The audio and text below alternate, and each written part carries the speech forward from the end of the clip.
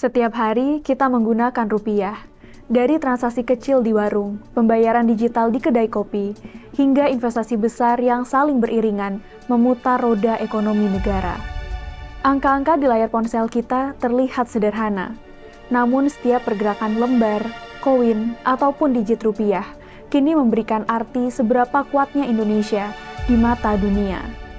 Apa jadinya jika Indonesia tidak memiliki rupiah? Untuk memahami kekuatan rupiah saat ini, mungkin kita harus kembali ke titik awal.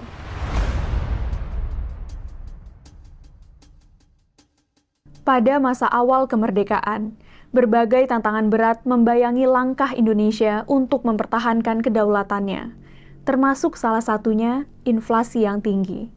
Penyebabnya dari berbagai faktor, tetapi salah satu yang paling berpengaruh adalah beredarnya beberapa mata uang pemerintahan kolonial sebagai alat pembayaran yang sah pada masa itu. Saat proklamasi 17 Agustus 1945, Indonesia belum memiliki mata uangnya sendiri.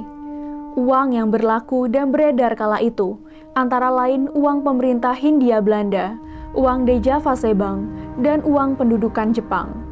Kondisi ini menjadi masalah, sebab tiap mata uang memiliki nilai tukar yang berbeda-beda, sehingga mendorong timbulnya berbagai kekacauan moneter dan ketimpangan ekonomi.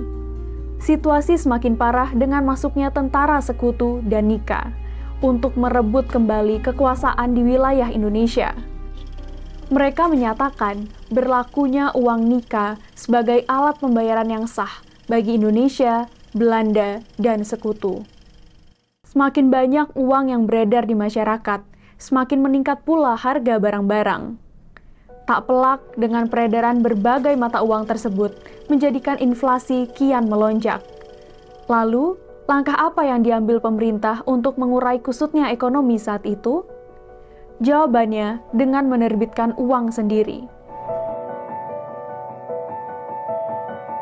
Rencana penerbitan uang Republik Indonesia dirintis sejak 7 November 1945 dengan dibentuknya Panitia Penyelenggara Pencetakan Uang Kertas Republik Indonesia oleh Menteri Keuangan A.A. Maramis. Proses pencetakan ori dimulai sejak bulan Januari tahun 1946. Uang yang dipersiapkan untuk dicetak bernilai Rp100, Rp5, Rp0,5, Rp10, 10 sen, 5 sen, dan 1 sen. Namun, proses produksi itu bukan tanpa kendala. Semula, pencetakan ori dilakukan di Percetakan RI Salemba, Jakarta. Namun pada Mei 1946, konflik bergejolak di ibu kota, sehingga pencetakan ori di Jakarta dihentikan dan terpaksa dipindahkan ke daerah-daerah seperti Yogyakarta, Surakarta, Malang, dan Ponorogo.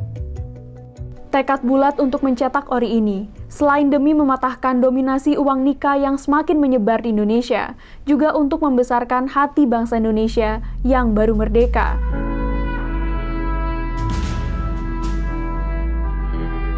Bahwa inilah saatnya Indonesia memulai ekonomi yang berdaulat dan segera meredam inflasi yang hebat. Pada 30 Oktober 1946, ori resmi diterbitkan oleh pemerintah. Emisi pertama ori ditandatangani oleh A.A. Maramis selaku Menteri Keuangan. Hari inilah yang menjadi cikal bakal Hari Uang Republik Indonesia. Pertanyaan berikutnya, jika ori menjadi mata uang negara Indonesia yang pertama, bagaimana cara menaksir nilai tukarnya?